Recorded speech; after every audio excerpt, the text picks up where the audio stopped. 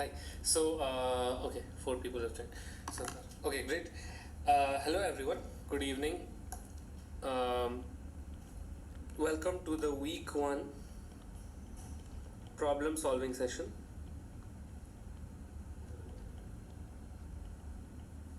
Okay,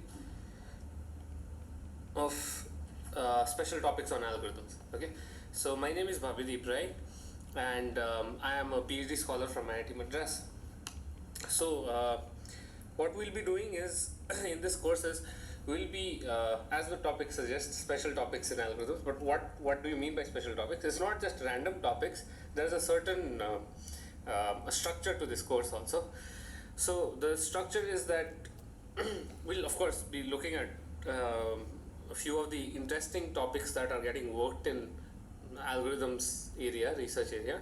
But not only that, we'll talk about, okay, so uh, there are places where we cannot actually build algorithms. At least we don't know how to build algorithms easily, efficient algorithms easily. And so that is one thing. So can we make efficient algorithms at all? Okay, this is the first question. And okay, rather that is the second question. The first question is uh, some special algorithms, okay, which is the first part. And can we make efficient algorithms at all? And third question is that um, if no, what to do? So here we have examples like randomized algorithms, approximation algorithms, and parameterized and so on. And can we make efficient algorithms at all? This is what is called complexity theory.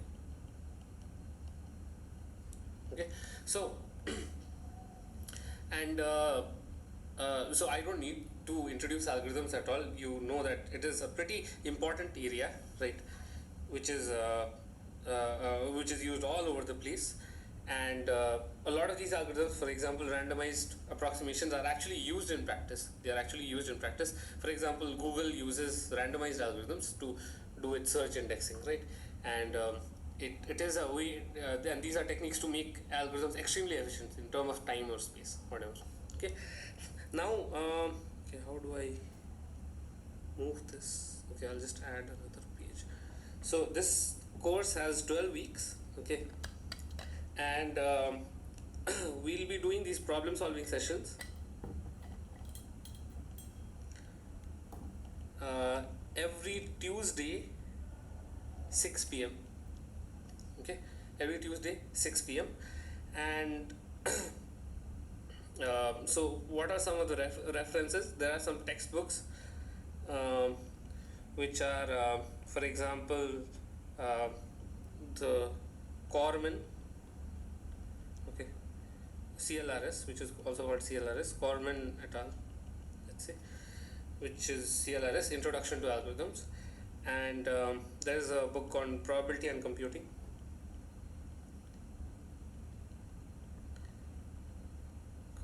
This is for randomized algorithms, right? And by Bits and Marker. And there is another book which is for complexity, which we can use Sipser.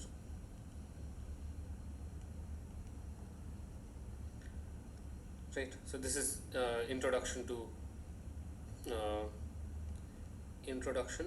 complexity theory, and the rest of the resources I'll share later on.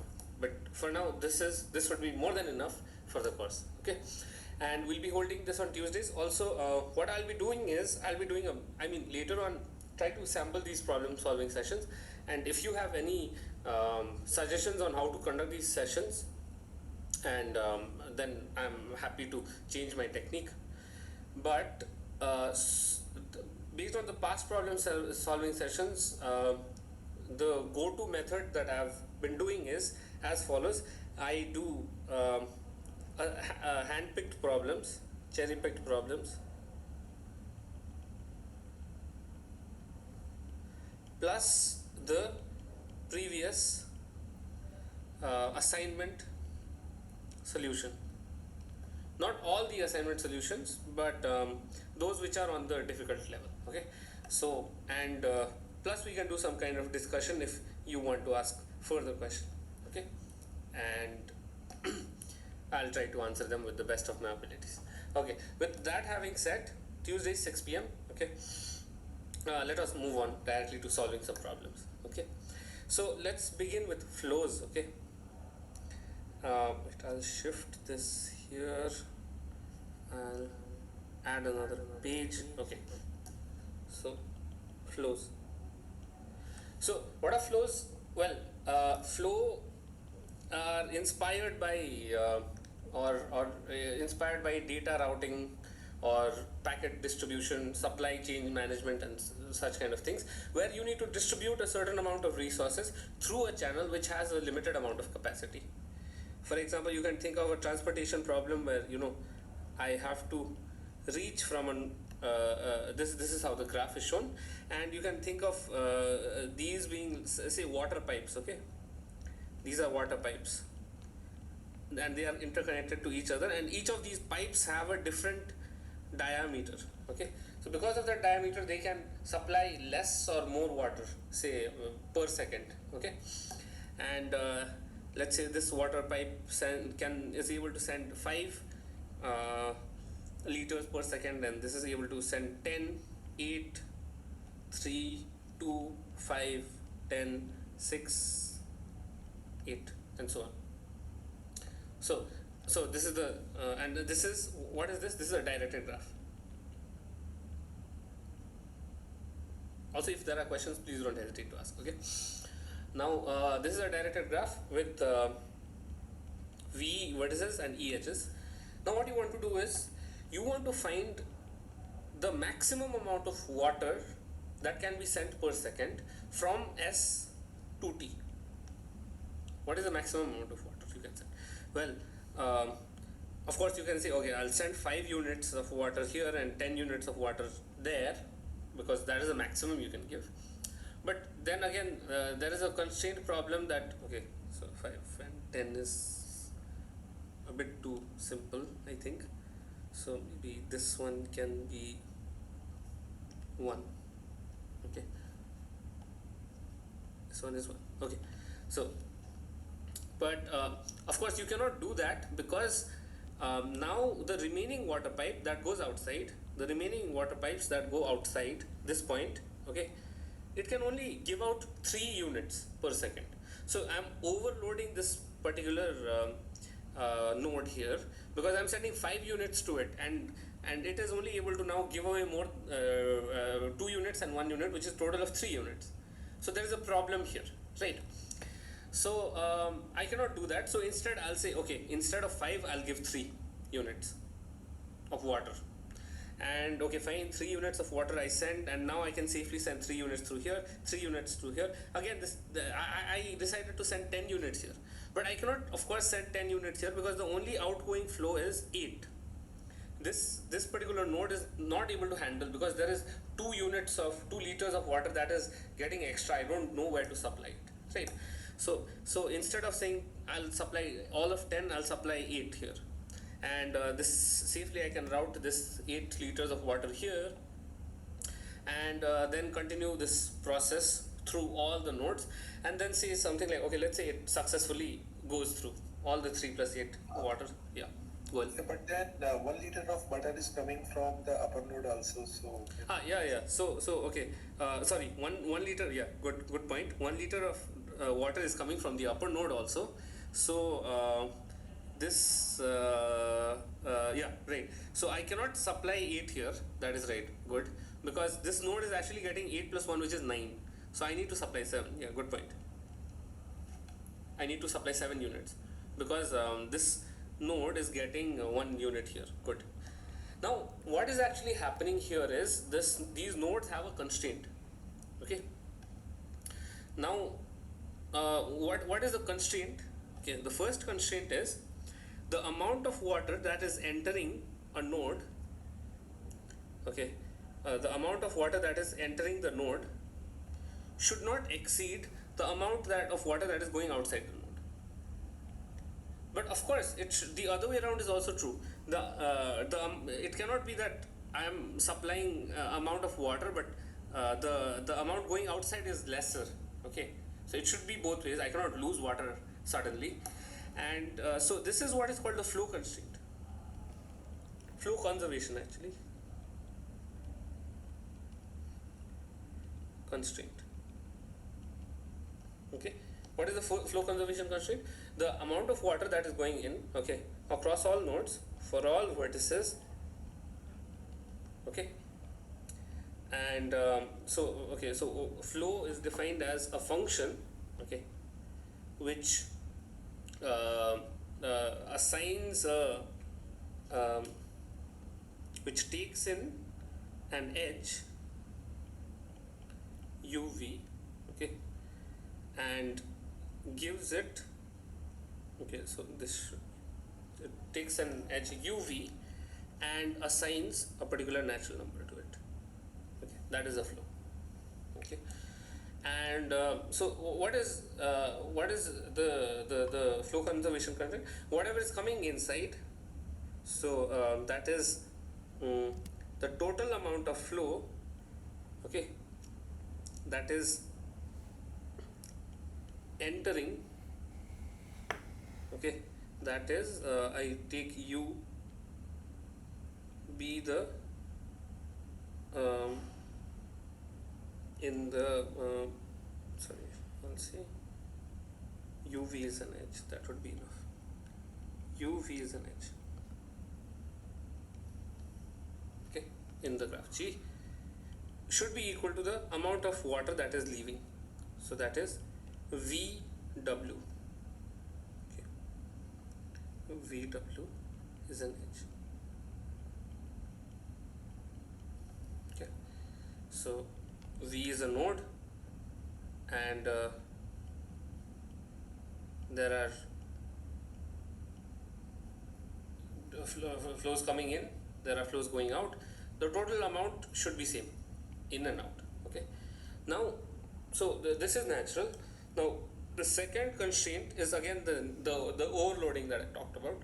It cannot be that I give more flow than the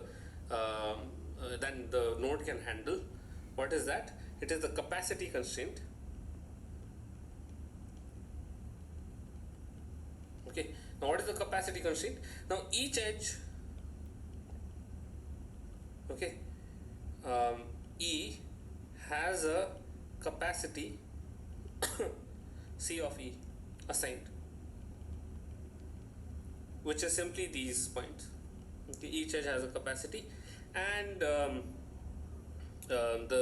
what is the capacity constraint? It is that the amount of the flow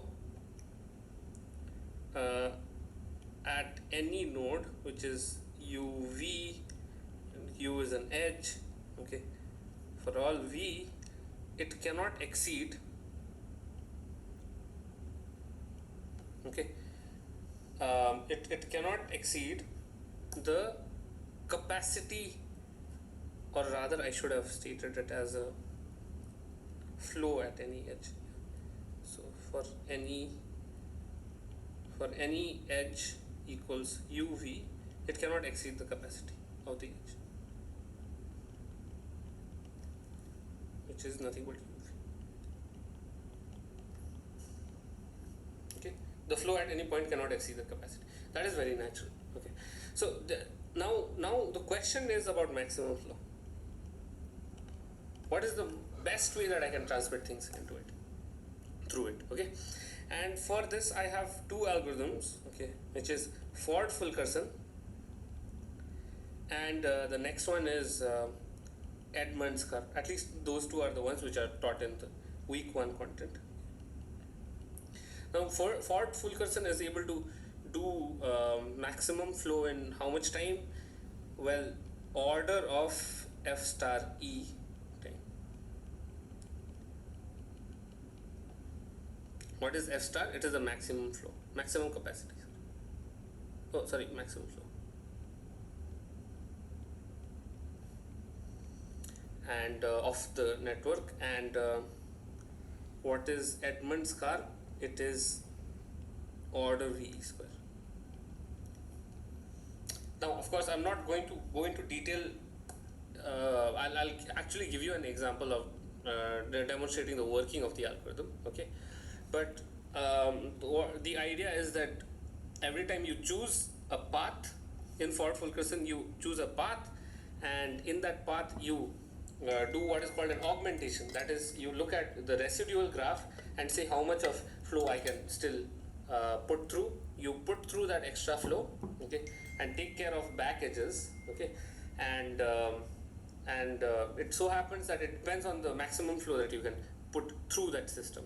But Edmonds Karp, what it does, the only change is that it looks at the shortest path, not any path, shortest unweighted path. I'll come to it, what it means, okay, in detail. But because of this tiny step, okay, we are able to do order of E square. Okay, now that is about theory. Okay, now let me demonstrate the Ford Fulkerson algorithm. Okay, so assume that, let's say this is the graph given to you.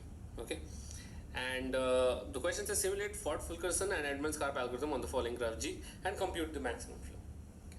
So how do I do that? Well, first thing first, okay, what are these? These are the capacities of the graph. Okay. Now what do you want to do? You want to build the residual graph always first. Now, what is the residual graph?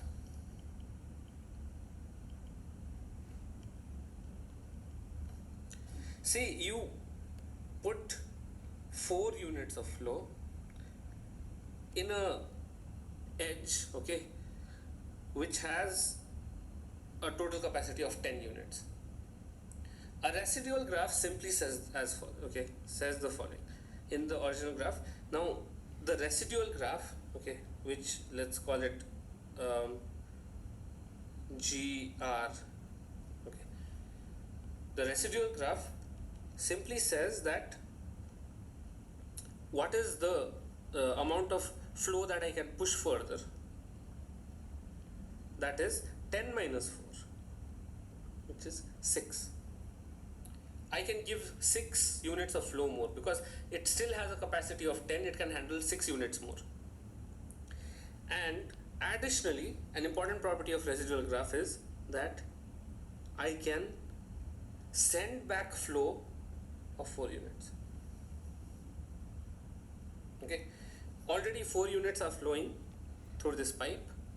I can either at most send 4 units back, or I can push 6 units more. Getting it? So that is fine, right? So that is the entire concept, the main concept about Ford Fulkerson. This is the main part where it trumps all the other. I mean, this is the main part where Ford Fulkerson actually works. You are able to push back flow. Okay. Now, yeah. Go ahead. Its interpretation is not clear. I mean, what does it mean to change the direction of the flow, having say the value? Okay. So I'll give you an example. So let's say I have a graph here. Okay.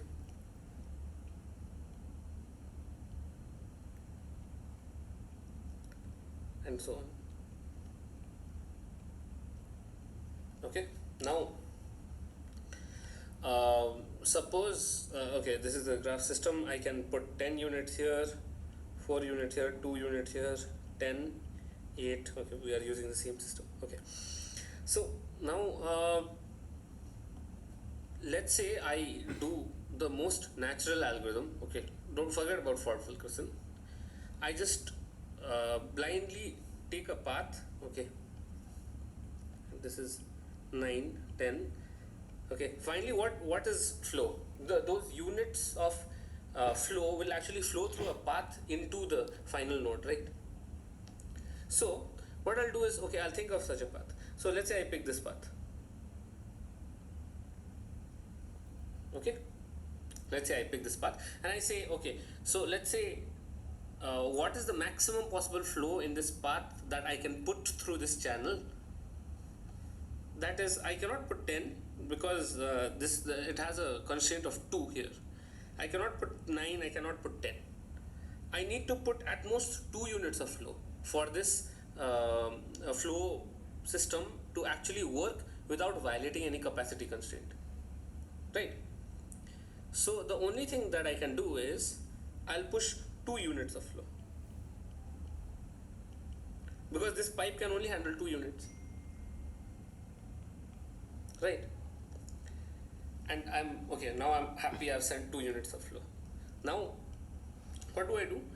I look at this guy, okay, and I chose this path, but of course there are still some flow remaining, because this node has got 2 units of flow. Now I can of course exploit the other nodes also, 4 and 8, right? So I can choose now to send, so this pipe can handle 10, so I can say, okay, all the remaining pass it through here, all the remaining units of flow, right? Because 10 minus 2 is 8, the 8 I'll pass it through here. Let's say I do that and it reaches this node, okay, but I cannot send 8 anymore because already 2 is passing through this. I have 6 here, okay. I'm just thinking about the most natural algorithm to do it, right? I pass through 6 here. Now I keep doing this process, okay, and I have 6 units, so instead of passing 8, I'll pass 6 here, and 6, then I'll pass 6 here, right? And this node is also saturated now. Now I cannot send any more amount of flow here. I cannot send any more amount of, I cannot use this channel because even this channel is saturated, right? Well, all the channels are saturated, right? Yes. So all the channels are saturated. Now, you might say, now what is the amount of, or what is the flow according to this algorithm? The amount of flow is 10. Right. The amount of flow is 10. I've only sent 10 units. Now, well, of course, since I've worked out this problem once, I can tell you that 10 is not the maximum flow. Okay, so at least 10 is not the answer. So now what is wrong with this? The thing wrong with this is that once I've fixed a path, I've never changed it. You get it, right? Why is that? Because, and why is that a problem? Because it may be that the path that I chose in the beginning is not the real path at all. I mean, is not the optimal path to take. So, therefore, the idea is that maybe I can make small augmentations to each path. Okay, and get a better path each time. The idea is that, and how do I do that? I simply say that each of these flows can be reversed, getting it, and be redistributed. Each of these flows can be reversed and be redistributed. So, for example, there are 2 units of flow going through this this path, right? The blue path. 2 units of flow going through the 2 path. Now, I say that my algorithm will not stop now. Okay, and then I do the red line that is shown here. Okay, this is another path. Now I say my algorithm will not stop here. I don't want to stop here. I want to continue. How do I continue? I'll say that, okay, I'll pick a path now, and if it coincides with any other path, okay, if it coincides with any other path, what I'll do is I will reverse the flow into those points. Okay. Now what I mean by that is if I'll choose this path now, okay, green path, and I'll say I'll go through this guy and this guy, okay, not this guy, this guy, okay, both are not saturated, good. So I'll say I'll go through these people. Now, yeah, reverse and redistribute is the key. That's right. Now, I'd push 9 units of flow through the blue path. Now, through the blue path, I had pushed 9 units of flow, which means 9 minus 2, 7 is still a capacity. 10 is still the residual, 10 minus 2, 8 is still something I can push through. And from this path I'm pushing, so 7, 8 and 10. Okay, what is the what is something that I can push? Well, I can push the minimum among them, which is 7. So that is what the Fulkerson algorithm does. Push 7 through units through it. But of course, you will say that, oh, but that I cannot do because all the paths were saturated in the beginning. So what I'll say is, okay, that is fine. Okay, that is fine. I will reverse the flow in the paths where it was not actually where it was saturated. For example, here it was saturated. So I'll reverse the flow by how much we will see the example. Now I'll come to the example. Don't worry. Okay, but I think you get the idea, right? Okay. So I'll paste it in another place. Yeah, okay.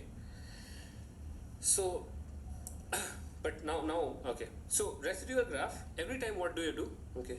So what is the process? Okay. Compute the residual graph. Compute the residual graph. Step 2, I mean, you need to do it iteratively. There are several passes, but you compute the residual graph. What you do is find minimum residual capacity. You'll see it is a very natural approach. You'll see, okay, and this is also called as bottleneck. Find the bottleneck, okay, and find the bottleneck. Now what do? If UV is an edge in the residual graph, okay, then flow through UV you increase by that bottleneck. This is also very natural. Now is the interesting thing. If it is the opposite case, okay, since it is a directed graph, the residual graph is also a directed graph, you can say VU, okay, in the path. Okay, sorry, one moment. Sorry. I left out one step. What you do is compute a residual graph, choose any path, P arbitrarily. This is what is called an augmenting path, right?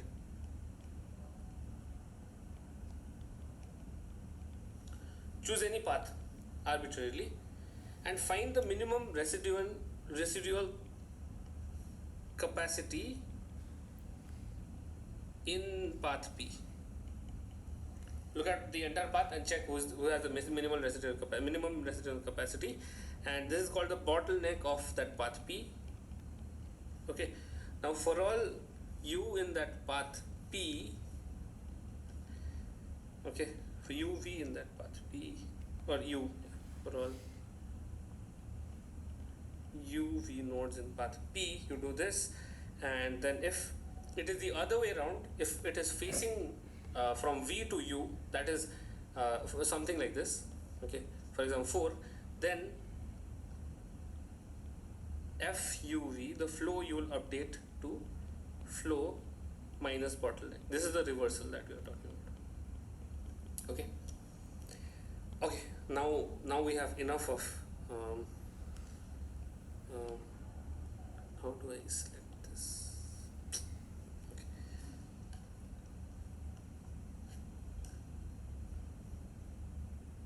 I don't know, for some reason this is not getting selected.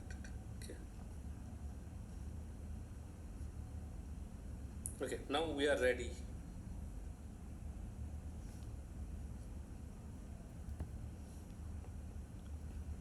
To take on this problem. We need to simulate Fulkerson on this graph.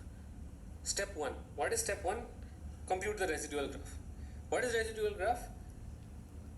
Whatever capacity I'm still able to push through the graph. after a certain amount of flow. But what is the flow in the beginning? What is the flow in the beginning? The flow is 0, right?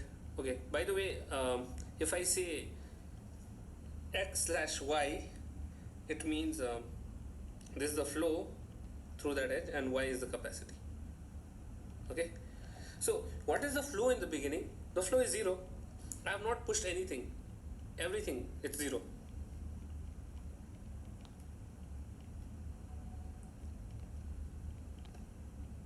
Okay, good. So what is the residual capacity? So first, the residual graph looks like this. S, I am able to push 10 units of flow. Same thing, I am able to push 4 units of flow. I am able to push 10 units of flow to T, and so on. Here I am able to push 2 units. Here I am able to. So far there is no back edge because, well, it's obvious. Because I have not pushed any flow so far. So there is no reversal that I can do.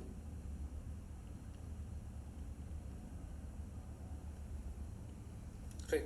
So the same graph is the residual graph. It shows the residual capacity, how much of flow I am still able to push through the system. Right. Now, what is the step 2?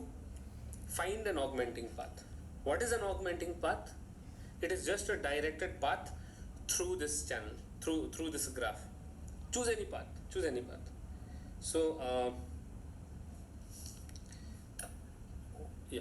But then you could have shown the backward edges as well and having the 0 capacity. We can do that, but it will make things more confusing. Okay. Also, yeah. Why? Yeah. Good question. So why do we not want backward edges to be shown? Is because an augmenting path must always have positive capacities. Okay. So anyway, they are redundant when I make an augmenting path. I can never have an augmenting path where there is a 0 edge there. It should have all the residual capacities as positive. Okay. So good question. I'm not, if any arrow in the residual graph is 0, the residual capacity is 0, I'm not showing them at all. I don't want to make it more confusing. Okay. So great. So this is the residual graph. Now choose an augmenting path, any path.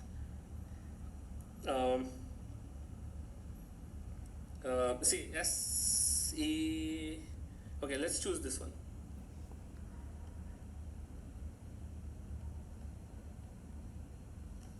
This is the path that I chose.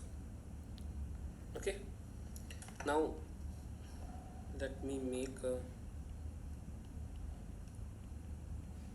Okay, this is the residual graph.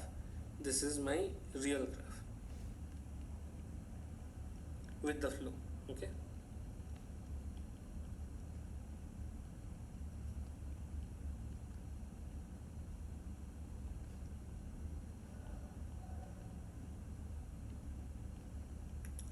Two, 8, 10, 9, 6, 10, 10, 4, 10. Okay, done. Okay, now this is something that I want to copy. Huh? Why is it? Okay, sure, no problem. Something that I'll be using over and over again. Okay, the state of the current, the real graph. Okay, so so what do we next do? What is the next? Okay, we found any path which is the augmenting path arbitrarily. Okay, augmenting path, by the way, is a directed path with positive capacity. Okay, so now what we do is we find the minimum residual capacity in the path P, step 2 here, right, which is called the bottleneck of the path. So let's find the bottleneck. What is the minimum here? in that path, in this path? 4. So, okay, we found the bottleneck. Okay, so bottleneck equals 4. Now, what do? You simply, uh, if it is a UV direction, okay, if the path, by the way, okay, a point is, okay, I've not encountered that yet. I can also choose a path which is, okay, so let me not write directed. So we'll write undirected. Okay, I can also choose a path where, the arrows are facing like this. In the original graph. That's why actually I had written directed. But we can actually go across a path, okay, which looks like this in the residual graph. That's why it's always easier to make a residual graph first. So first any path I choose like this, but the corresponding path in the real graph can look like this. In the real graph, if it so happens that it is facing the other way in the real graph, that is when I'll subtract the bottleneck. Okay, that is what I mean by reversal, because in the residual graph what it means is I'm pushing the flow backwards. Okay. Anyway, so far we've not encountered it so far, so I don't want to scare you right now. So we'll just add 4 units of flow. Okay, so 4 units of flow. 0 plus 4 is 4, 0 plus 4 is 4, and 0 plus 4 is 4. Okay, I'll show it by red. One quick question. Yeah. Just now you have said that the direction may be in opposite direction, right? So in that case, we cannot take that as an augmented path. Right. So the opposite direction I'm talking in the real graph. Okay. Okay, not in the residual graph. In the residual graph, therefore, it will be a directed path, because. Suppose we have a real graph which has opposite direction flows. Then in that case, that path will not come into the augmented path. That will not occur in the residual graph, because those are, I think in the lectures it was called the anti-parallel edges, right? Anti-parallel, that's fine. But see, just now the example what you have shown, right?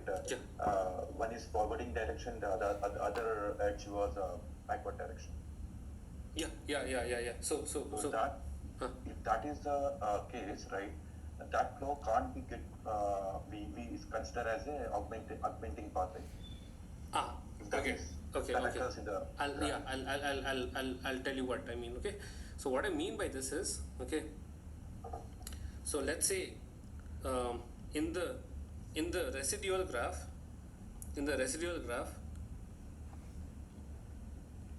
I always have a directed path. They cannot have opposite edges. Okay, so let's say this is what the residual graph looks like, and the red one is the augmenting path. What I mean is the corresponding real graph may have this.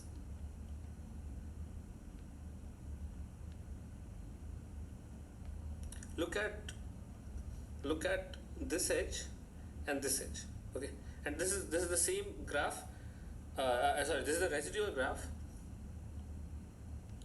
This is the residual graph, and this is the real graph. Okay, this is the residual graph and the real graph. Observe that in the residual graph, you are only allowed to pick paths that are directed, which means unidirectional.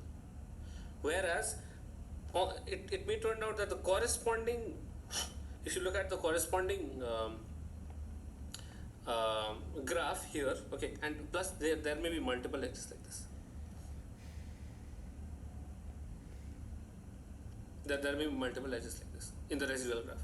Okay, observe that in the residual graph I should always pick a directed path, but if I look at the same graph in the real setting, okay, the original graph that I was given to us, it may be facing in the opposite direction.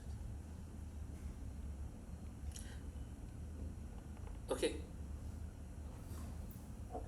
if such a case occurs, okay, if such a case occurs, that is when I'll subtract the bottleneck. Now I'll tell you why. Because if this was the edge which is capable of carrying 10, let's say, the capacity, okay,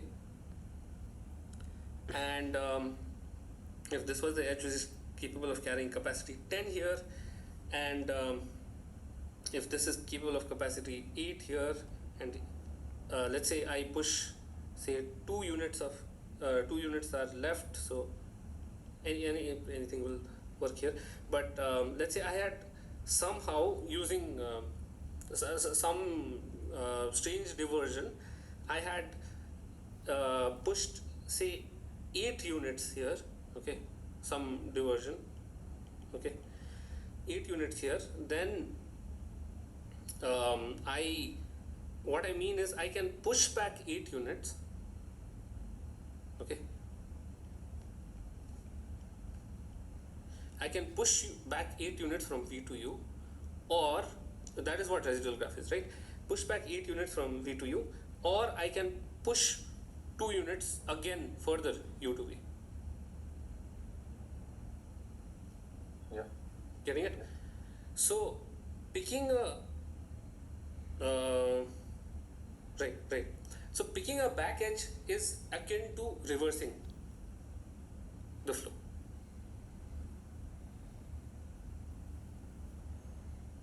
But only if its value is non-zero, is it? Only if its value is non-zero. Yeah, I mean that is required. Right. Okay. So that is when such a thing occurs. So that is why the concept of back edges. Back edges represent how much you can push back. If you choose a back edge, you are allowed to choose a back edge in the you are allowed to choose a back edge as long as it follows the same unidirectional direction. Okay, but picking it would mean that you need to subtract that because you are actually pushing back in the original graph. Okay, is that clear? Key B. Yeah. Sorry, but it was an abbreviated form. My name is Kishore. Oh, okay, Kishore. Okay. Yeah. Okay. Sorry. Yeah, is that clear? Yeah. Okay. So just see, whatever we are pushing in a backward direction, right? That's the residual flow. What is left? What we are pushing. That's we can that way you can understand, right? Yeah, you can understand it that way. Exactly. Right. Okay. So I'll remove this. Okay. So anyway, bottleneck is 4 here. Okay. Now what I'll do is, okay. Okay. Now bottleneck is 4. Observe the same edge in the real graph. They are all in the same direction. So I add everywhere. I don't subtract. Okay. Again, now let's move on to the next. Now let's look at the residual graph again. Oh, okay. So it may not look like this. Now construct the residual graph again. Okay. Construct the residual again from the new flow values. Okay. Look at this graph and construct the residual graph of this graph. Okay. So firstly, I can push 6 units more, or I can give 4 units back. I can push. I cannot push anything more. I can only give back 4 units. Okay. I can give back 4 units, or I can push 6 units more. So far, I hope it's clear. I am taking reference of this graph. Okay, and the remaining remains the same. All are 0. I think So in STA it is 6 and 4. Yeah. Forward is 4 and then backward is 6. Right? Which one? S2A. S2A. Forward is 4 and backward is 6. No. So what? So in the real graph, you've pushed 4 units of flow. You are capable of. Oh, okay. Yeah, you're correct. Sorry.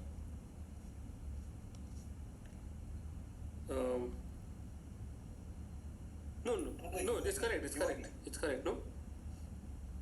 Yeah, you are right. Yeah. At the most, we can push back. You can push back 6 units of flow. Sorry, you can push back 4 units of flow, again back to S, or you can push 6 units more. Right, Kishore? No, see, the least in that augmenting path. Oh, no. The least. Yeah, we've already augmented it once. We need to create the residual graph once again. Yeah. In that, okay. So within, after, I mean, this is considering the residual graph you are saying. Yeah. Six. So this column is the residual graph. This column is the real graph. Okay. Okay. Yeah. Okay. Sorry for the confusion. So yeah, this is the title of the column. Okay. Yeah. Right. So the remaining remains the same. No. 2 units, 10 units, 8 units, 6, 10, 9. Okay. So let's choose another path. Okay. Okay, is it? So let's choose. We need a directed path, remember? So let's choose this path maybe, and this and this. Okay. This path. Okay. So let me highlight it. What color am I using? Blue.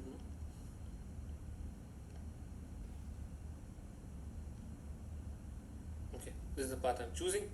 So what is the bottleneck? The bottleneck is the least of them all, which is 6.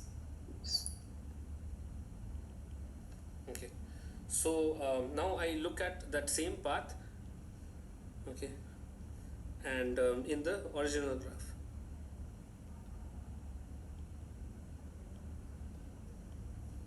Right, they are all facing the same way. I don't have a problem. So I'll add. Okay, yeah, Shruti. Why can't we choose SADT? You can. Sorry. SACDT. SACDT. You can do that, no problem. As long as there is a directed path. Okay, let's do that then. No problem with that. So sequences doesn't matter. The sequences does not matter in Ford Fulkerson, but if you're say coding it up, then the sequence that you are saying would be chosen, because it will look sequentially across the adjacency matrix, right? That would be the most natural thing to do. So it will rather choose SACDT in a more alphabetical order rather than that. Okay, but the order does not matter in Ford Fulkerson. That is the main point. That's right. Okay. Okay. So let's do that then. Let's choose SACDT. Let's choose that. Let's look at the corresponding graph here, corresponding real graph here. S to A to C, C to D, D to D. So far we have not encountered any back edges. By back edges I mean in the real graph it is facing the other way around. Okay. So far not a problem. So good. We are only supposed to add good. What is the bottleneck? Okay.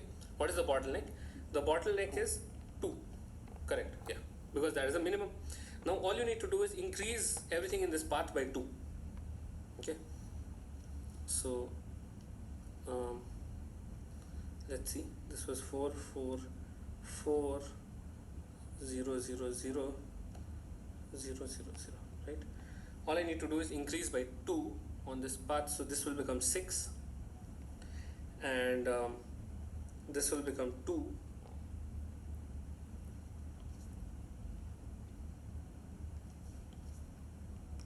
and this will also become 2,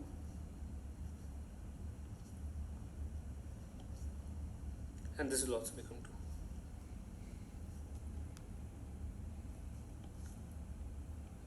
2. Okay, good. So now make a residual graph once again. But the this might take a long time because this it depends on the kind of path that you choose.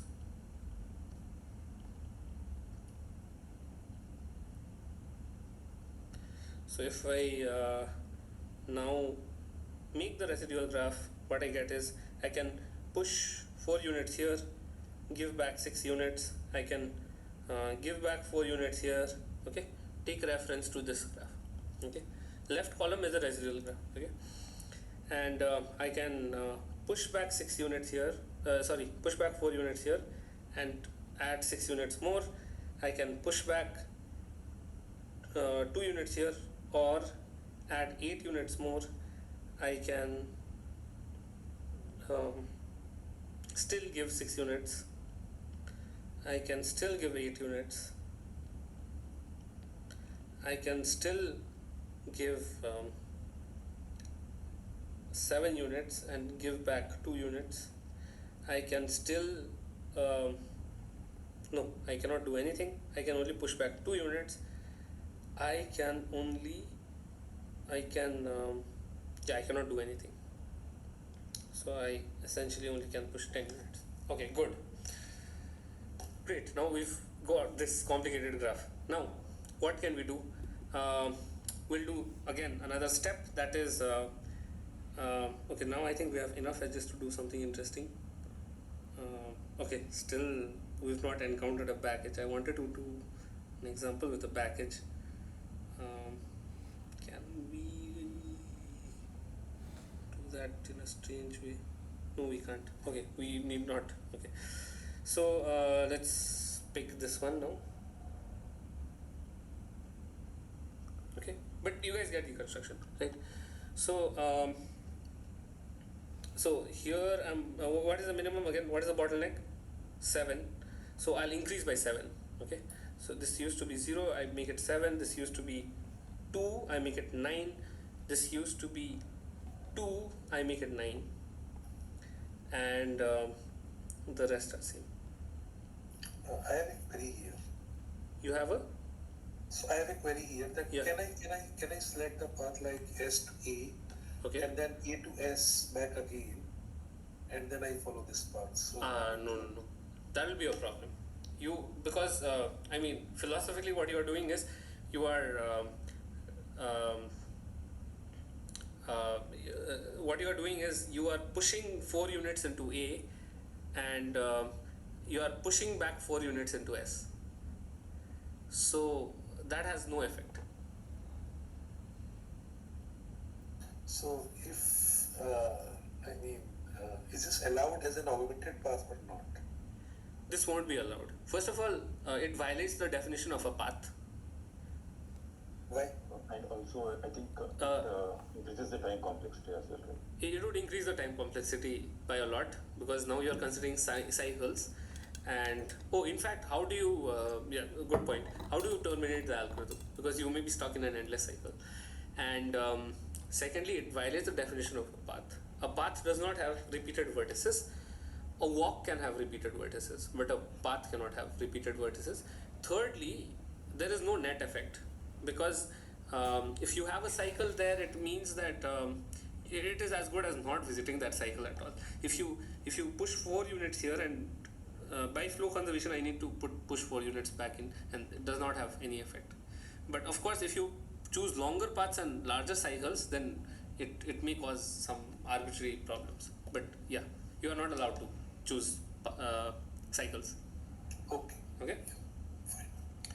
So okay, great. Now can we do more, or should we stop?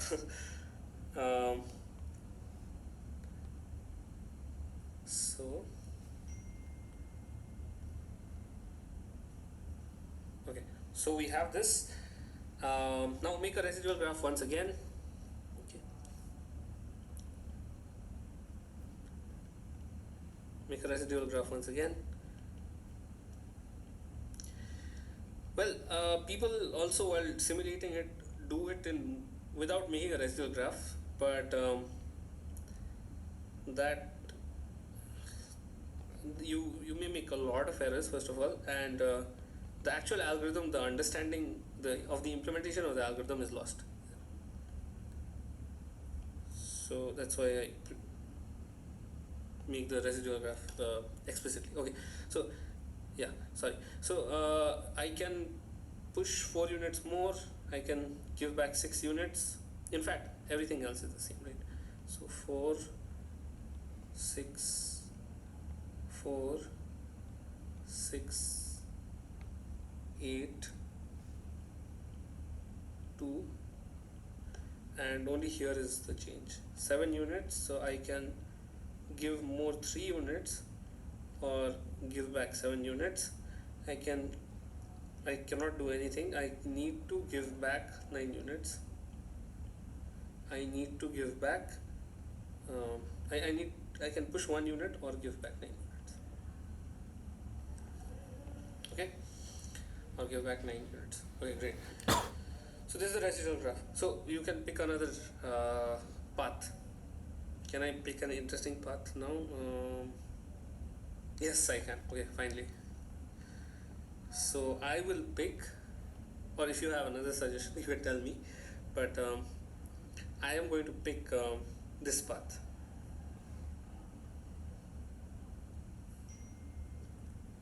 Yeah, this path. 3 to 2, here, here, and here. Now, look at the real graph. Okay, and look at this edge, and look at this edge. They are facing opposite. So what now you can see, I hope you can see that if I choose this path, okay, then it would mean that I am reversing the flow. That is, if I choose the path along this direction, it means I'm reversing the flow. I'm reversing the flow according to the graph. According to the graph, I should be flowing here. But if I choose this path, I'm reversing the flow. I hope you can see that. Okay. So I'm going to now mean that I'm going to subtract the flow there. Okay, new flow there. Okay. So we are going to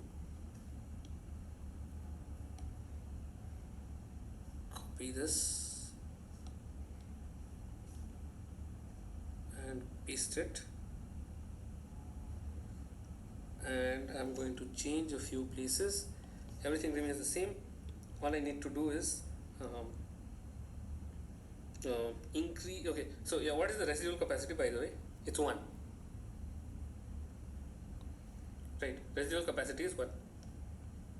Oops. Sorry, not residual capacity, bottleneck is 1. Bottleneck is 1. Okay, so now I need to increase everything by 1 except this red edge. So I make this 8, I subtract, that is make it 0 flow, and and here I increase by 1, and here I increase by 1, so 10. Okay, so this is what I get. Now right, it looks like the process is going to continue. Okay, and I want to move on to other questions also. It's already been an hour, but you repeat this process. Okay, and you repeat it until when? You repeat it until you cannot find any augmented path.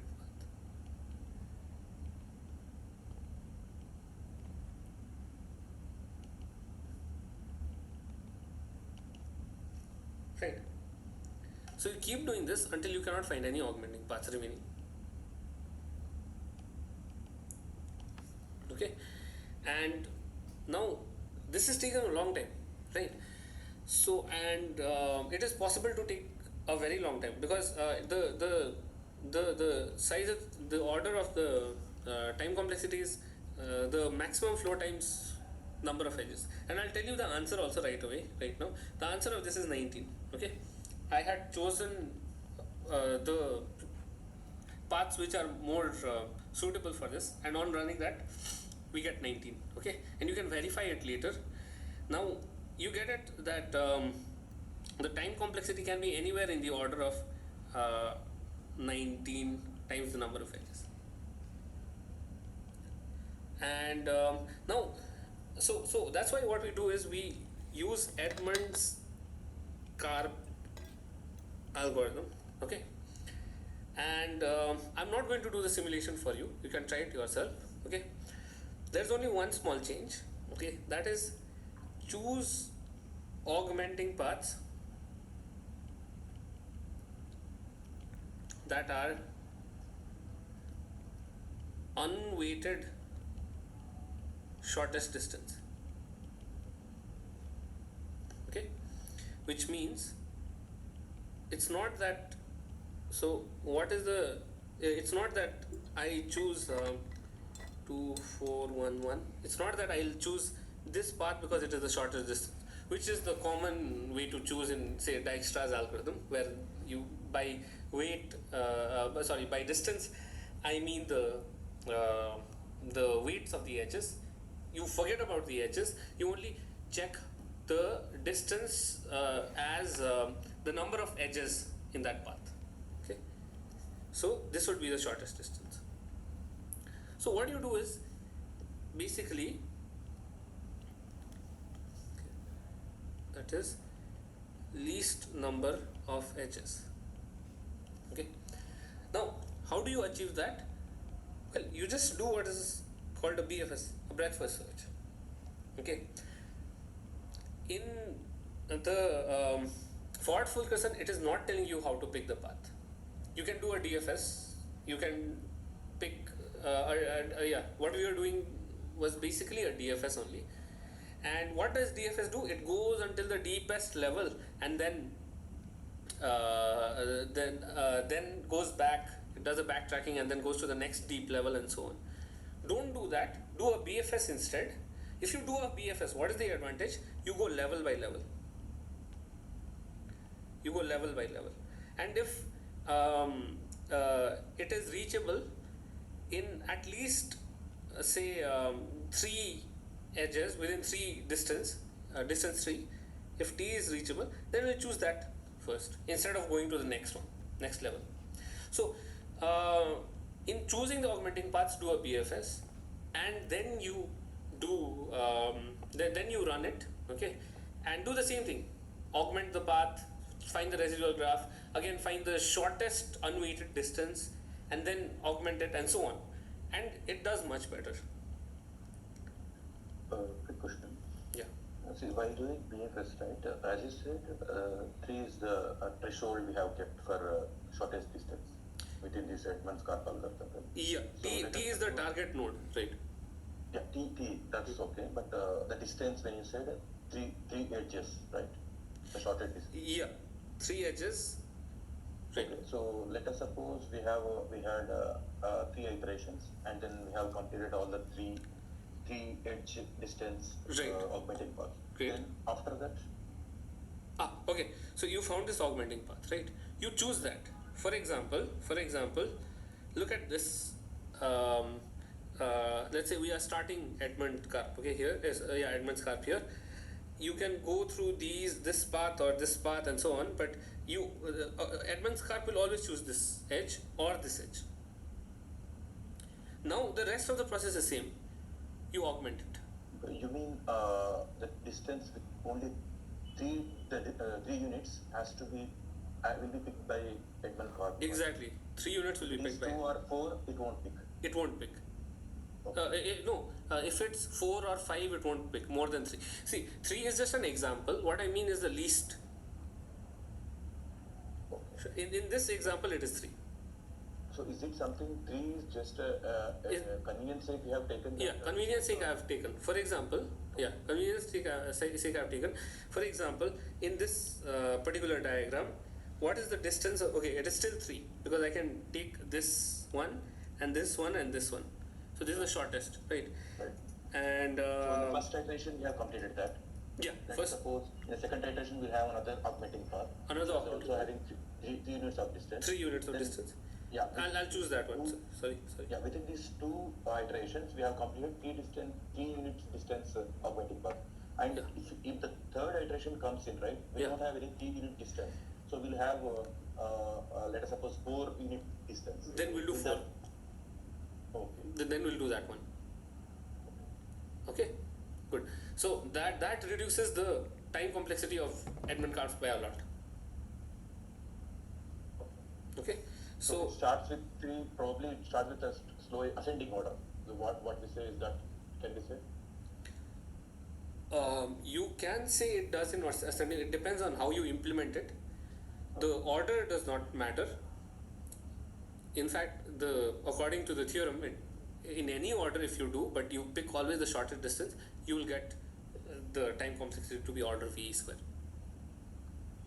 Okay, but you always choose the shortest unweighted distance. Okay.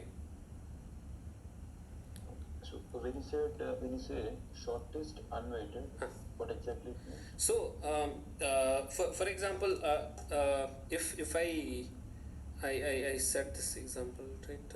Okay, it's not here. For example, if I take, it depends on the kind of distance you are talking about.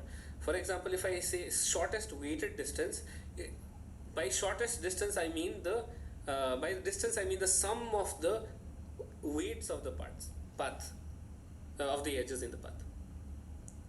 You getting it? So for example, 10 plus 4 plus 10 is 24. So the distance of this path is 24, whereas 10 plus 9 plus 10 is 19. So this path is shorter than this path according to that measurement, weighted distance. Okay. Yeah, but what about unweighted then we say? Unweighted means forget about, act as if the weights don't exist. Unweighted means I'll count the number of edges in the path Oh, only. the Okay. entities we count, not Yeah. with respect to the flow unit. Yeah, say it again. Sorry. When we say unweighted, Huh. we count with the entities, that is edges. Edges. The flow units. Yeah, edges, right? No, not the flow units, not even the flow units. The flow units are the weights here, but unweighted means I don't consider the flow units. Oh, Okay, so that is what you do in Edmonds Karp. You look at the shortest unweighted distance, which means you ignore the flow values, you just look at the number of edges. Okay, that's why the shortest unweighted distance here was 3, a 3 length path. Okay. Okay, great. So that's what you do in Edmonds. Okay, Edmonds Karp algorithm. So and then you get a better bound here. Now you might say that okay, it's not really a big deal if we. In fact, you may say that okay, I have an e square here, whereas in the original one I didn't have e square. I had e only, right? But the detail is in the devil is in the detail, that is okay, and look at order V square. The input I give, okay, and this depends on the input, the capacity. So flow is at least capacity. Flow is at least capacity of any edge, right?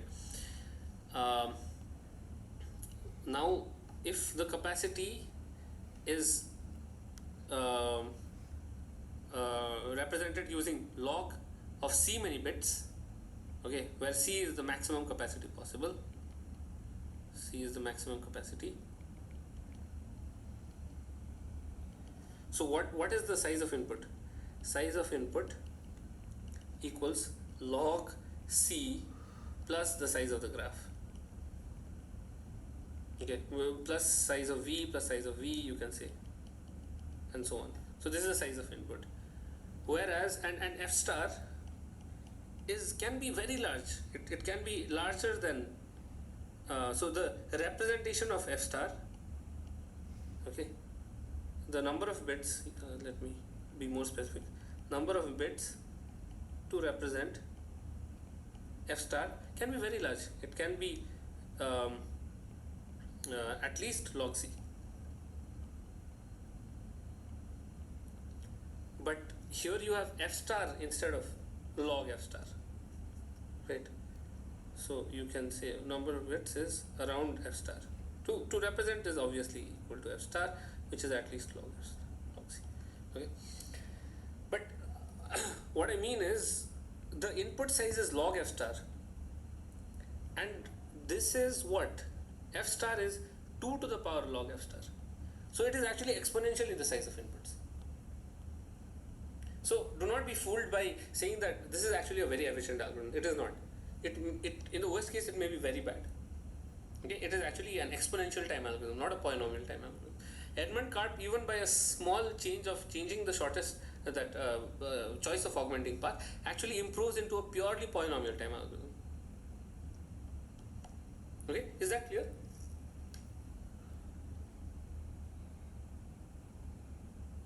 Okay. Rest. Kishore, Santhya, Agnivo, and Shruti.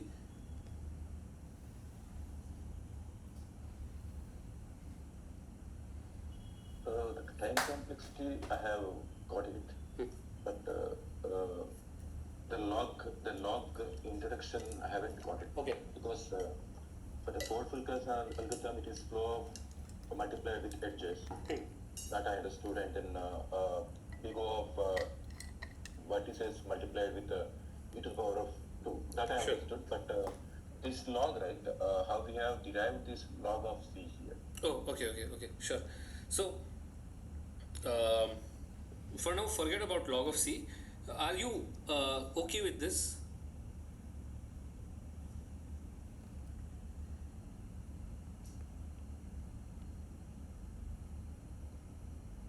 Number of bits to represent f star is equal to log f star. F star nothing but it's a total flow, right? Yeah, flow. So, yeah, are you okay with this, that it is equal to log f star? Not quite. Okay, sure, no problem. So, number of bits to represent any number, number of bits to represent any natural number, okay? A natural number n is equal to log n. For example, if I need to represent 5, okay, I need at least log 5 many bits, which is something like 2 point something, and it is true that I'll need 3 bits. Sorry, log n, which is okay, it should be seal of log n, but around order log n, okay, which is 2 point something something, which is 3, and I actually need 3 bits to represent it, which is 101. And if you list it down, you can verify it yourself. You can even try proving it, that if I have, say, 31 is the natural number, how many bits do I need to represent it as log of 31 bits, which is equal to 5 bits seal, okay, which is equal to 5 bits. So, and which is actually 1 2 3 4. This is how you represent 31 in binary, and so it goes on like that, right? And well, why is it like that? You can try proving it, okay, but to show that any to represent any natural number in binary, okay, if to show that to represent any number in binary, it needs log of that many bits. Yeah, got it. Okay, so to represent f star in binary, okay, let's say flow of the system is, say, 1024. So it takes roughly log 1024, which is 10 bits, roughly that many bits. Okay, but what is the idea of this? The idea of this is that the input is very small compared, because it compared to actual value of the flow. Here it is f star, it is not f log of f star. So and what is the input? The input is the graph, the size of the graph, which is all the vertices plus the edges, or if it is given as an adjacency matrix, it is the number of edges times the number of edges, right? And at least this, so let's say around edge square plus their weights, right? Now their weights are, there are how many weights are there? There are as many weights as there are edges times the capacity of each edge. So let's say C is the maximum capacity. So if I am to be more exact, this is the real size of the input. But of course, even C is not correct, because I am actually giving the input as binary, right? So this is not the real input. Log C is the real input times log C, because I am representing it in binary. I am looking at the space occupied by the input, this many bits. Okay, so and this is the input, so and which is around okay, so this is, so therefore if I say f star, and f star, the flow may be much greater than C, so log f star may be greater than log C, which is the input size, and a term in the input size, not the entire input size. But look at this, okay, and compare that with, okay, and so therefore what you have is E log f star times E, which is the runtime of the algorithm, is at least f star can be rewritten as 2 to the log f star. So this is a property of log, that any number a can be written as 2 to the log base 2 of a. Okay, 2 to the log f star times e. Now look at this. If C is large, this e square won't matter. This is almost something like order e times log C. So this is the input size. And f star is also at least, so this is something like order e times log f star. Now compare. This is exponentially larger than the input. So it is easy to get fooled. That's why it's what is called a pseudo polynomial. It tries to fool you saying that it is a polynomial algorithm, but actually it is much worse. It is an exponential algorithm hiding in the guise of a polynomial algorithm. It looks to be polynomial, but since f star is so large compared to its representation in binary, it's actually not a polynomial, it is an exponential time algorithm. Is that clear, Kishore? Yeah. Okay, I recommend you to look into prime, checking whether a number is prime or not. How do you check whether a number is prime or not? So the visibility. Right. So can prime numbers be, is that a polynomial time algorithm?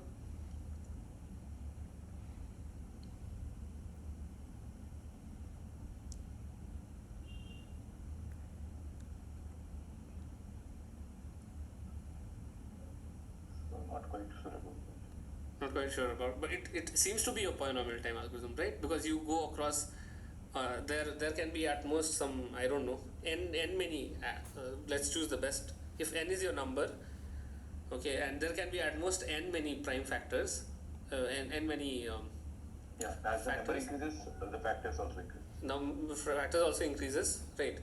And there can be n many, but I'll go across all n of them and check divisibility. And let's say divisibility take constant time dividing. So it takes n amount of time, right? Okay. Yeah.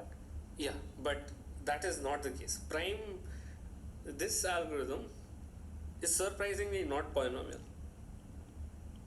This is another example of a pseudo polynomial algorithm. Because the representation of the prime number is using log n bits, and you've given me an order n algorithm. So n is what? By this rule, it is n is equal to 2 to the log n. So compared to the input, it is exponential. So prime checking that algorithm that you were talking about is actually not a polynomial time algorithm. In fact, it took a lot of work and effort to actually show that prime numbers can be done in polynomial time only in 2006. Okay. So, but that is what I mean by, I wanted to give another example of pseudo polynomial. Okay. Yeah. That's Yeah. it. I understand. Yeah. Okay. Great. Okay. Goel had said something. Sorry. To accommodate all sequence representation, there are many such sequences would require exponential quantity. I think is the reason. Can you repeat that on audio, Goel? I could not understand. So since there would be many sequences of the flow, and to represent a sequence, it would be, I mean, in bits, we would be requiring some number, 2 raised to the power some number. Exactly. And there would be many such sequences, large number of sequences. So therefore, I mean, the entire quantity will become exponential in nature. Not so correct. I'm not sure whether that is the reason. At least that is not the sole reason. So particularly, I mean to represent a sequence, and the sequence is pretty large. Then in terms of But the sequence cannot be larger than the size of the graph, right? It is at most the length of the longest path in the graph, which is at most the size of the number of edges in the graph. Yes, but then in count there will be many sequences which are leading to. Oh, total number of sequences. Yes. Ultimately you are correct in the sense that you are going across too many sequences. Yes. Correct. Okay. Yeah. Okay, great. So now that is done.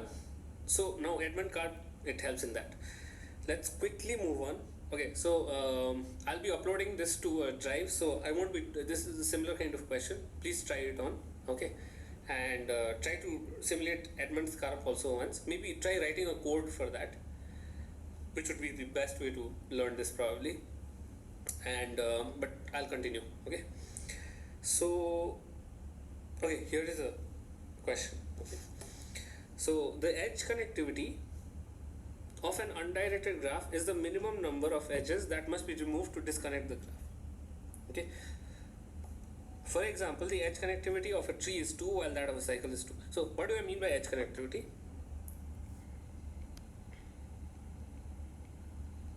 Suppose this is a graph. Okay. If I remove this edge, the graph becomes disconnected into two components, C1 and C2.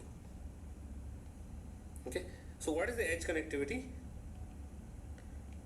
of this graph? 1. Okay, this is a very popular measure used by graph theorists a lot. So if you take graph theory course, then you will see this used left and right, edge connectivity, vertex connectivity, and so on. So yeah, here is another graph. Okay, so what is the edge connectivity of this? This is a cycle, right? So I can remove any one of them and it will still be connected. I must remove at least one of another edge to actually disconnect it. So edge connectivity is 2. That is what they meant by edge connectivity of a tree is 2 while the cycle is 2. Okay, tree I didn't do, but okay, tree. Let's try tree. What is a tree? It is a graph with no cycles. Now you can see easily that even if I remove one edge, it is going to disconnect. So therefore the edge connectivity is 2. Okay. Question says, show how to determine the edge connectivity of an undirected graph by running a maximum flow algorithm. Okay, interesting. So, edge connectivity is 1 for 3. What am I writing? Okay, right. So I want to find the edge connectivity. Okay, so all I'll do is this. Okay, so any ideas on how to do this first of all? So possibly those edges whose capacity is full would be the target here. Those edges, I'm talking about an undirected graph which does not have any weights. Same the second algorithm, Edmonds Karp's algorithm, because it deals with the undirected weights. Yeah, but that was only for path selection. Okay, that was about path selection, not considering the weights.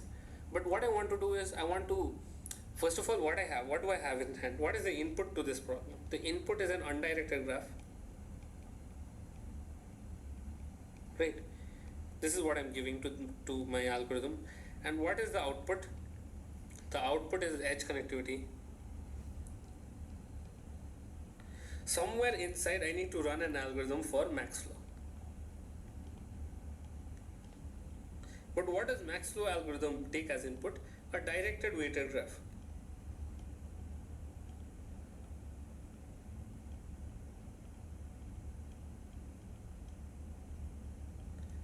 So what should happen here is I must have a procedure to transform this undirected graph into a directed graph first. That's what I should do, so that I can run my max flow algorithm.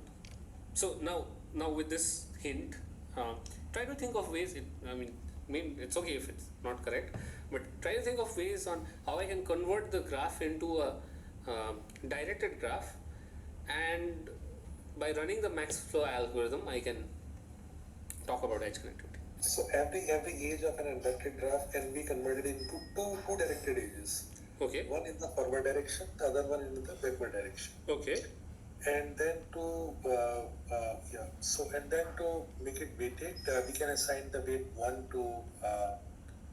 Initially we can start with the weight 1. Okay. Have you seen this problem before? No. Okay.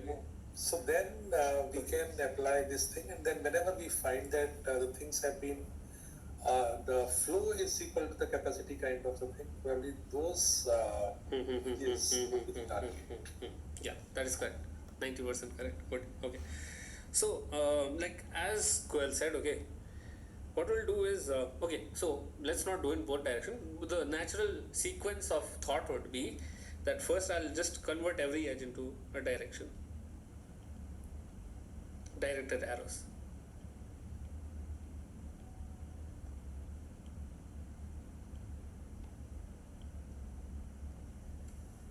Okay. But now the question is, how do I pick the directions? So, as Goel said, we do it in both directions.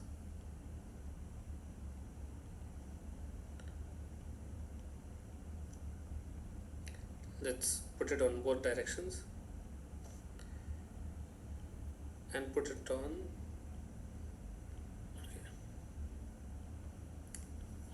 Okay, great. I've converted it into a directed graph. Now I need to run a max flow algorithm. I need a source vertex and a target vertex secondly. So let me just pick an arbitrary vertex as my source and target. Okay, great. Now what is the next thing I need to make it a flow to max flow problem? I need to assign weights, assign capacities. Okay, so what kind of capacities can I add? Well, the simplest one would be, and there is a logic also behind it, but simplest one is, what if I add 1 to all? That is what Goel said, right?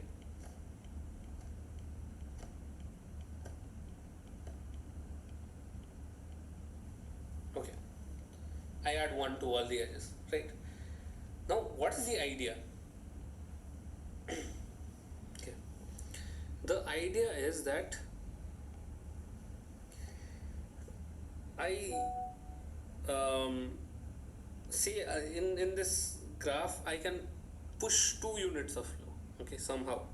So I push 1 unit of flow here and 1 unit of flow here and 1 unit of flow here. Okay, and this is already a maximum, I know, because the source can at most send 2 units, right? 1 unit here, and then 1 unit here, and oh, I can't do that, so I need to look for another one. Okay, so if I do this, okay, what I've got is a way to look at paths as what are called edge disjoint paths, which means I have a way to make them flow without ever choosing the same edge.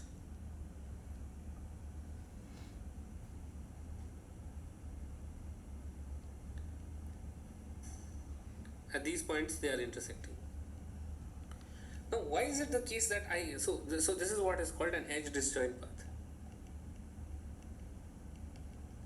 Now why is it that I can always find such a why is it that this is always what I get? Why can't I get something like this?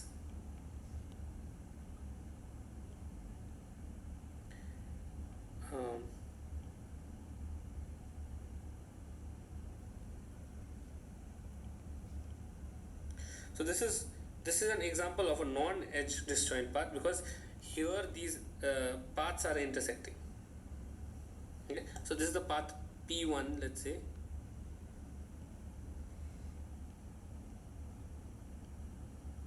and this is another path P2, and this is another path P3. Okay, they are not intersecting at common edges, they are only intersecting at vertices, which is allowed. Okay, now why is it the case that they are not able to intersect? Any idea? Yeah, at edges. No common vertices. Right, they have no common vertices. Now they have common vertices. For example, here they have common vertices, but they are not intersecting in edges like this. I cannot have that the flow is going like this. Okay, I cannot have a situation, in other words, I cannot have a situation where I choose a flow which goes through this guy, which goes through this guy, and another flow I'll color it with green. Something like this will not happen. Blue, this edge is common to both paths. Why will that not happen?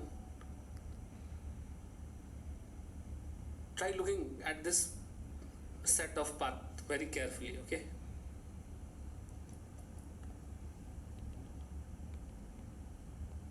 Tell me why this is. Yeah, no. Yeah, say it again. Augmenting. No, don't forget about augmenting path. Only think about flows and its rules. Okay, this is the first path. Okay, and second path is taking this guy, and this guy. So you can see that the blue path and the green path are intersecting. Okay, what is wrong with that?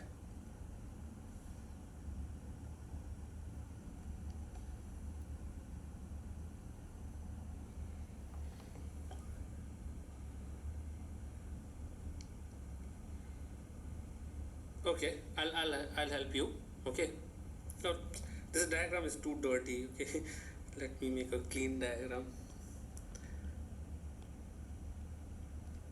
Okay, I'll make a partial diagram.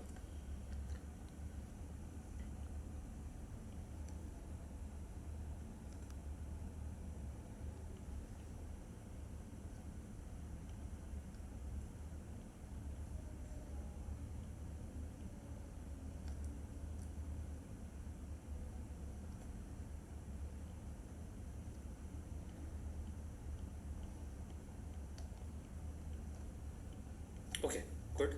So the first path is this. Okay, this. Second path is this, this, and this. Why is this not a valid path? I mean, why should this not ever be the case? You can see that it is yeah. Yeah, because due to this capacity constraint. Exactly. Good. Right. Okay. Exactly. Good. Because of the capacity constraint, this particular edge should not be able to take more than a value of 1, more flow than a value of 1. But what does it mean when I take, what does it mean when two paths intersect at an edge? It means, since there are what does it mean? It means that there is a flow of 1 coming here, there is a flow of 1 coming here, 1 coming here, and there is a flow of 1 coming here.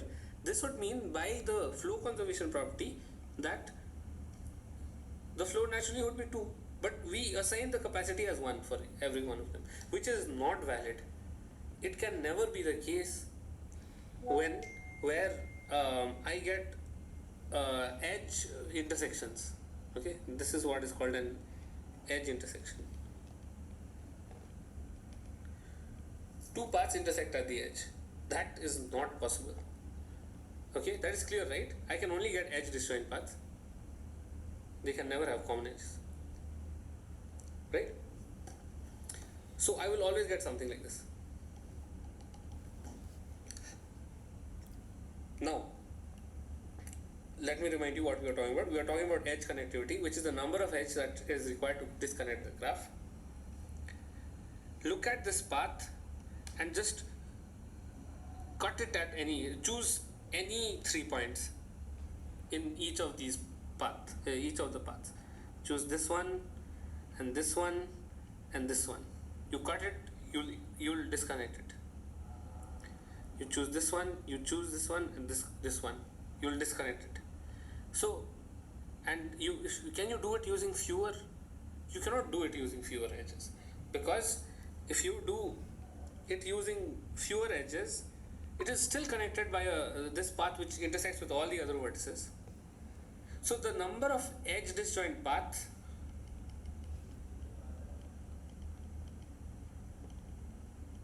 is actually equal to the edge connectivity, which is the minimum number of edges I need to disconnect the graph. You get it? And what is the number of edge disjoint path here? Well, it's simply the flow, because if this is the source node, the output is 1, 1, 1 here. What is the flow? 3.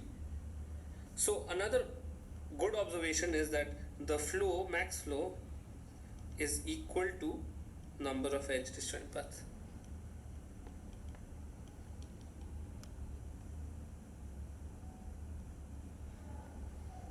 Okay. And what do I do this? I go across all S2T points and then I check. I run the max flow algorithm, and I keep doing that, and the minimum value that I get, that is the edge connectivity of the graph. Is that clear? It's okay. I mean, there is a lot of concepts floating here, which is from graph theory, but it's okay. But if you get the gist of it, then but the main thing is that you should understand the construction, why we constructed it this way. Okay. Okay, great. Okay, well, fine. Okay, Kishore, you're fine.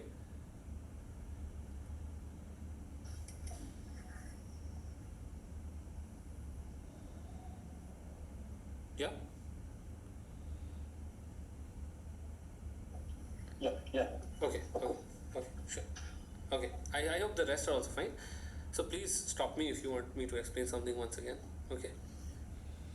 And okay, this is a simple question. Okay, so far we've only looked at graphs with a single source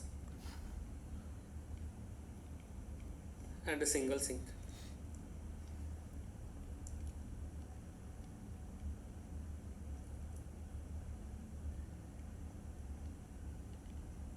And so on.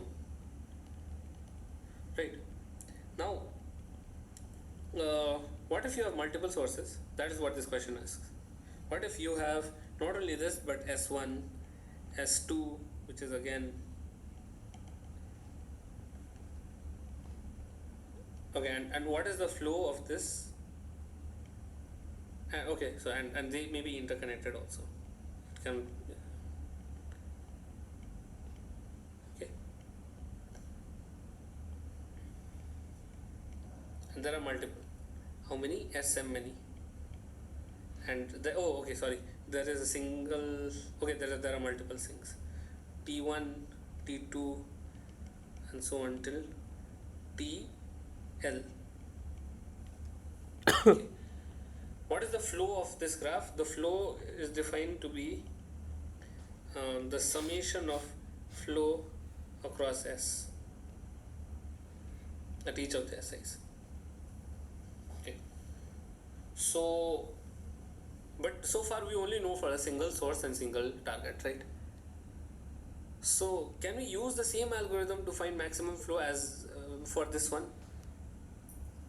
So we can create a new source and a new target, and from a new source, I can create all the the outgoing edges to all these S1 and settle SM, and I can create a new target. Say I can create the incoming edges from these sinks, say T1, say TL to the new target, and Okay. then we can still use that work. Okay. So Goel is saying, okay, since I want a single source and single target, I have an algorithm for that. I'll convert into a graph with a single source and single target like this and attach them to the sources and targets this way. Okay, great. But what are the capacities that I'll be using? Yes, so since the total flow would be equals to the sum of all the sources, so therefore, I would be using the same capacity given in the problem, but then to introduce. No. Okay. So I'll keep the same capacity here, say 8, 9, 10, and so on. But what are the capacities in this new edges that we've introduced? Yes. So for the new edges, uh, I need to do something which do not hinder with the actual problem, does not Right. conflict with the actual problem. Right. And so that could be, I cannot assign 0 kind of a thing here. So because that will create problem in for the augmentation. So so I can go for this this one kind of the thing, one from here, and increase everything by an amount of one, all the weights by the same amount. So whichever weight I assign here, like say if I assign 1 to all the edges, Okay. emanating from S, then from S1, now I have 8 and then 8. So this one has to be taken into consideration here at the point S1. So while taking Now S1 cannot send more flow than one unit. more flow than oh, I see. That's the problem, correct? Okay. Oh yes. So then this is a hint, I guess. Then Yeah. I can include yes. So the age which is emanating from S1, the same weight can be assigned from S to S1. These weights can be repeated here. Okay, but what there? Okay, let's say this is 8, but this is, let's say, 9. So if I put 8, then it will be I see. yeah. I can only send at most 8 then. Yes. What I feel is, though we have multiple sources and multiple sinks, but still we are targeting for a particular source to particular target. No. Any source to any target. Okay. Yeah. But yeah, continue, Kishore. No, I was thinking that way. Oh, okay. Yeah. Maybe the graph might be the graph might be a very large one, but the target is from one source to the other source. Yeah. Of course. As long as I reach a target, yeah. We can do an iterative manner. See, let us suppose for the S1, right? S1. Let us see to how many sinks it has been have connectivity. So those many iterations should be done, and again we should in the next phase we should do same iterations for S2 and then S3 and SM. Okay. I'll tell you why you might get into trouble with that. Okay. So Because these flows can. time complexity increases. That's the No, time complexity is fine. The question does not ask about time complexity, but the question is about correctness of the algorithm. Because since these S1, S2, S3 are, interacting with the same nodes, same set of nodes, you get it, at the same time, T1, T2, T3. You get it, right? So this may send some amount of water, and this water may get mixed with this and so on, right? And I have a certain maximum flow for this. Now what I do is, what you are saying is, I forget about S1, S2, S3 and so on. I just look at S1 and then I run it. There is no interaction with the waters now. You get it? Now S1 has this entire graph. It can use the flow however it wants. So it may not be true that the addition of the maximum flow of each of S1 plus S2 plus S3 and so on is equal to the flow of the entire graph S1, S2, S3 and the total flow evaluation will be go wrong. Yeah, it may go wrong. That is why it may be a bad idea. So I would like to make a small change in my strategy. So instead of assigning 8 here, I would like to assign say 17 to this age, Okay. 21 to the other age. Okay. Some of the weights of the edges emanating from the sources. Okay. Right. Yeah, that will definitely work. That'll definitely work. So what Goel said is that, okay, so I have this S to T system. Oh, okay, yeah, but Goel, what about these edges? So then at this point T1 also, the flow should get conserved. So therefore again, at this point we would be assigning the weights, the sum of the weights of the incoming edges towards the T1, towards the T2 and then so on. No, be specific, like for example T1 to T, what should I put? What are the weights of the edges? Okay. So the total, okay, this sum. Yes. Okay. So for example, if this was 7, 12, then you would put 19 here. In that sense, right? Because the flow should get conserved. Exactly. So yeah, this is correct. The idea here is that you are simply transforming it into a problem which has a single source and a single sink, and as long as you provide a facility for S1 to get enough flow as much as it wants, as much as it requires, you allow S2 to have as much flow as it requires, and S3 and so on till SM. Okay, because independently they were fine. They can push as much flow as they require, right? Without violating any of the conditions, then they are good. But now with this additional S, now S is responsible for sending S1, S2, S3 and so on. So S1 can push at most 8 units of flow and 9 units of flow outside. So this particular edge, which starts from S, will give a capacity of 17, which is more than enough. Why? Because of flow conservation property, the sum of the flow at the out edges should not exceed 17, which is true. And which is fine, because the out edges have capacities at most 8 and 9. So at most S1 can push out 17 units of flow, and at most S2 can push out 11 units of flow. It cannot do more than that. So if we give just 21 units of flow, it is enough. Even if I give it 22, 23, 24, it is fine. It will still work, because S2 is not going to ask more than that anyway, because it is at most going to push out 21 units of flow. And same thing here, T1 to T is getting an edge with 7, T is getting an edge with 12, no problem.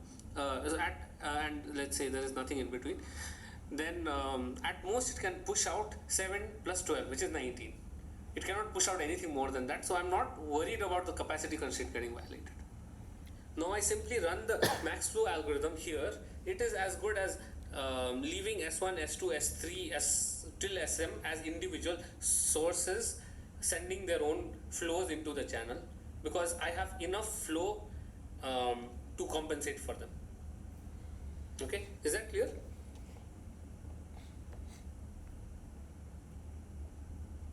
Okay, great.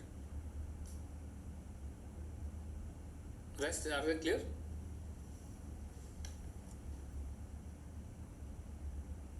Yep. Okay, great. Okay, I hope Shruti, Agnivo, Sandhya.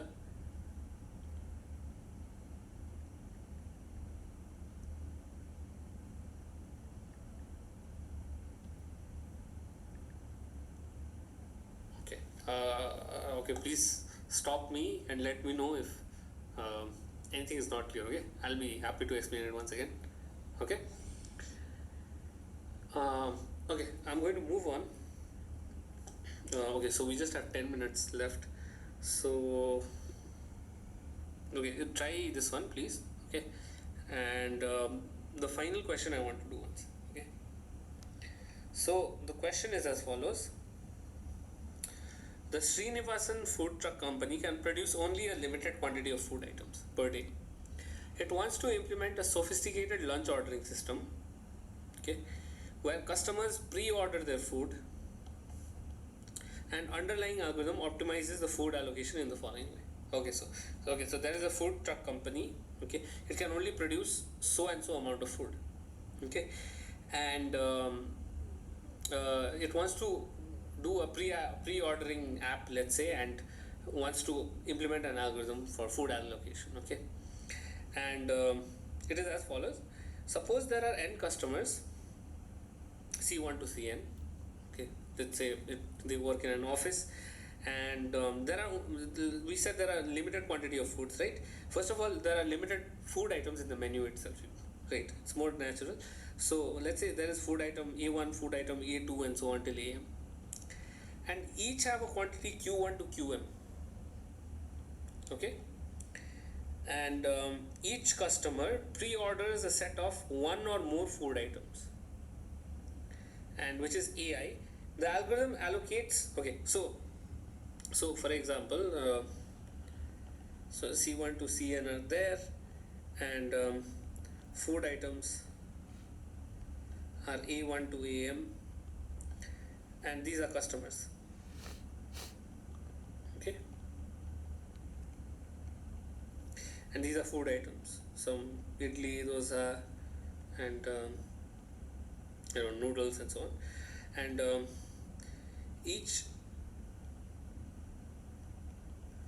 customer pre-orders a set of one or more food items, AI. Okay, so this guy orders A1 and this guy orders AN. Now what is A1? A1 is a set of food items. So it is a subset of this A1 to AM. So let's say he wants food A2, A6, A7. Now let's say AN is picking A1, A5. This is what AN wants. And let's say there is a customer who's very picky. He wants just exactly one food item, A7. Okay. Now these are the set that they give. Now they are actually saying that I'm fine if you give me food A2 or A6 or A7. Okay, any one of these.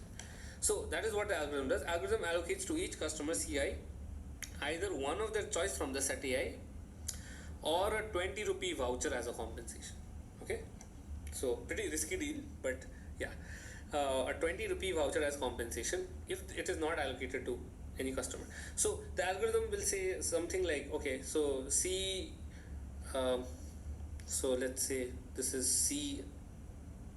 C7. Okay, so C1 will get food item A6, and CN will get item A5, and C7, since he's very picky, he's looking for A7, but there was not many A7 food left, so he'll be getting a 20 rupee voucher. Okay. What do you want to do? You want to minimize the number of 20 rupee vouchers given as compensation. It is obvious. At the same time, if you minimize the amount of vouchers given, it also means that more customers are getting their allocation, getting an allocation. Okay, at least one food order from the set. Exactly one food order from the set. Okay. So design an algorithm to minimize the number of vouchers given to customers. Okay.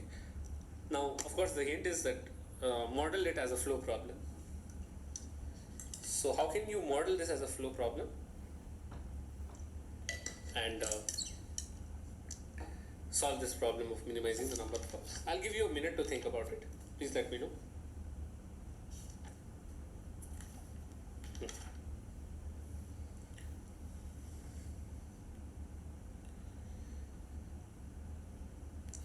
I want to minimize the number of vouchers given and also maximize the at the same time what it means is that I'm maximizing the allocation because it means that giving a voucher means that that person went hungry, he did not get any food allocated to him.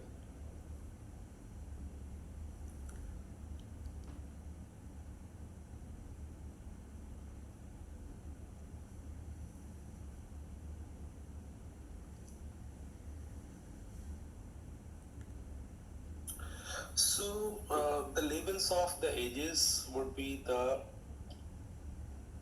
Okay. types of the items, and Oh, okay. Yeah. and Okay. because for every node I need to conserve something, and that conservation would be the queues, the queue values. So okay. By the way, okay, good. So sorry, quantities. Quantity is Q1 to QM. Okay. Q1 to QM. Yeah, go on.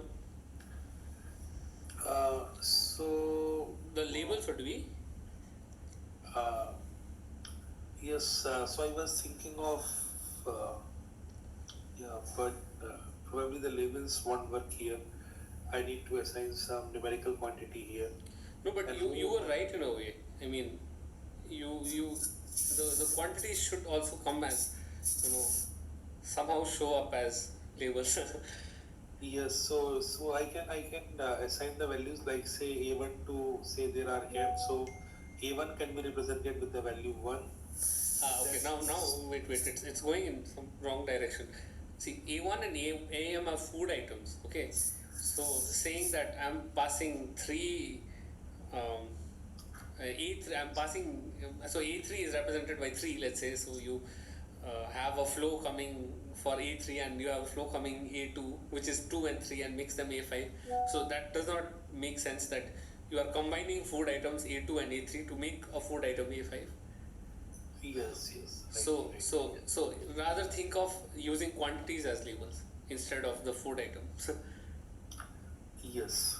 So Right. quantity of the item would be this thing, and the Okay. quantity itself, say the item itself, in that case should become the node. Item Good should one. become the node, Good. and the total quantity of the item, say A1 and A2, etc. So this summation should be conserved somehow. Huh. Yes. So Q. So the quantity becomes the label, but then here we are not talking about the quantity of any item. We are. Oh yes, quantity. Yes. So the sum. Yes, quantity. So the sum of the labels, I mean, should be yes.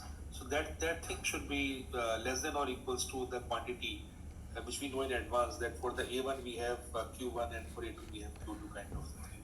So quantity would be the labels, and the type of the items would be the nodes, and the different customers will become the different sources, multiple number of the sources, and no, but if I do that, No, but you're going in the correct direction. Okay, wait. So, it's already 8. So maybe I can give it as like a homework problem you can think about. Oh, Kishore, you have something to say? See, I think for this problem, right, multi-source and multi-sync Right. should be implemented.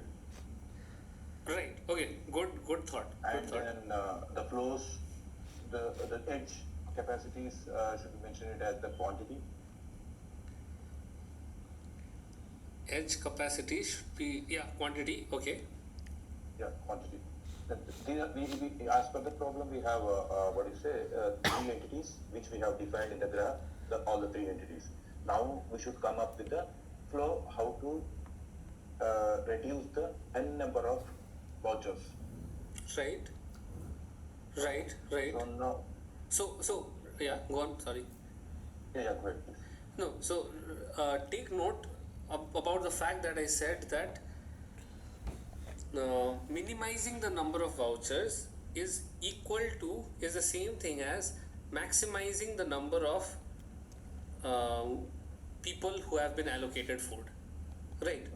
That's true. Yeah. So instead of thinking about minimizing number of vouchers, now think about maximizing the number of people who have been allocated food. So you can now see that it can naturally flow into a max flow algorithm. Okay. Yeah.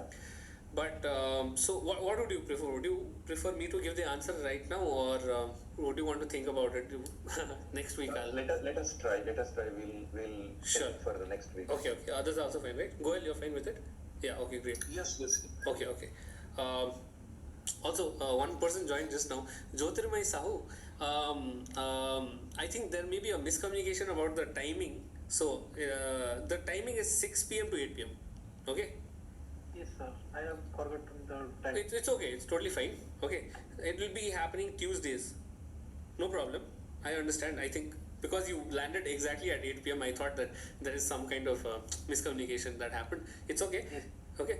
Tuesdays, 6 p.m. to 8 p.m. Okay. Um, yeah. Okay. So coming back to this. Yeah. So I'll give you guys a moment to think about it. Okay, others also, please try this problem. Question number 6. I'll do it first thing in the beginning of problem session 2. Okay, next week. And okay, I hope you like this problem session. Lot of terms floating around. Okay, thanks, Goel. Lot of terms floating around here and there. And but soon this is a nice exposition course where you will get to learn about a lot of things. And a lot of these areas are actually actively getting researched on. For example, a big part about algorithm research in graph theory is about flows, and it's a big part about graph theory is matchings. And you'll see in the next coming week lectures that the matchings problem can be actually translated into a max flow problem. Anyway, with having said that, please try this problem. I'll discuss it next week and we'll end this session. Okay, thank you guys. And Yeah. I hope all these generated data will be put into one of the source, right? And the link will be shared to us. Sorry, say it again. The generated data, whatever you have, the generated data now Oh. in the problem. Yeah. In fact, this session will also be recorded and it will be put up on YouTube. But of course, I encourage you to try and come to the interaction session. Okay, but it will be recorded and the lectures also shall be uploaded to a Google Drive. So that will meet public to you. Okay. Okay, fine. So if you want. One moment, give me a moment. I can send you Yeah, you can share the problem statement. That also works. share the what? The problem statement. Problem statement. No, what I meant was, you mean problem, the list of problems? No, the homework problem. However, I think. Oh, yeah. Okay. So, I think you shared the link. oh, yeah, I shared a link. Kishore, can you see the link? Yeah. Okay, so this is a spreadsheet. Okay, No. it is empty right now. It is empty right now, right? I mean, it has a table there. But this will have the YouTube link. It will have the Drive link where I'll upload the notes also. I'll upload the notes in the Drive. Okay. Yeah, sure. Okay, sure. Okay then. See you next week. Thank you so very much. Thank Yeah. you. Bye bye. Okay, thank you.